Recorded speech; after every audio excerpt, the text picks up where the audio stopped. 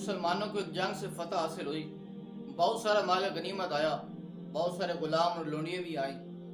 तो खातून जन्नत हज़रत सैयदा फातिमा ज़हरा रज़ी अल्लाह तआला अन्हा हजूर की बारगाह में आती हैं और फरमाती है कि अब्बा हजूर, मैं घर का सारा काम अकेली करती हूँ, बच्चों की परवरिश भी करती हूँ, घर का काम भी अकेली करती हूँ, एक लोंडी मुझे अता कर दे ताकि मेरे घर का काम मेरे साथ करा दे।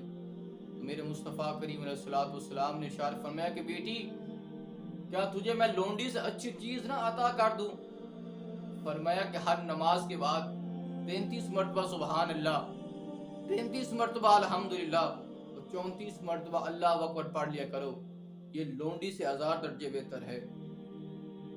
और इसको तस्बीह फातिमा भी कहते हैं कि आप भी वजीफ़ा किया करें, इसकी बड़ी बरकत है। अल्लाह ताला काम में आसानी पैदा फरमा देता है।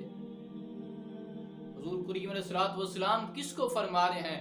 अपनी प्यारी और लाडली बेटी को फरमा रहे हैं, मुस्तफ़ा दा चैन ते करार फातिमा, मौला अली दे घर दा सिंगार फातिमा।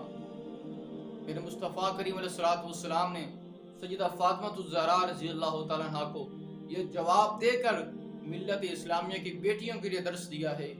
मुसलमान बेटी वो है जो घर का काम खुद करती है, अपने बच्चों की खुद तरबियत करती है, परवरिश करती है, और अगर फुर्सत मिल जाए तो फिर बाजार का जीनत बाजार की ना बने, बल्कि घर में बैठ कर अल्लाह का जिक्र करें, कुरान की तिलावत करें।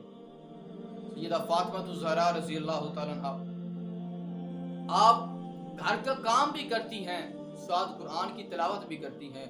अगर आटा गूंथती हैं तो साथ कुरान की तिलावत करती हैं, अगर रोटियां पकाती हैं तो साथ कुरान की तिलावत करती हैं, अगर हसनैन करीमैन को सुलाती हैं तो साथ कुरान की तिलावत करती हैं।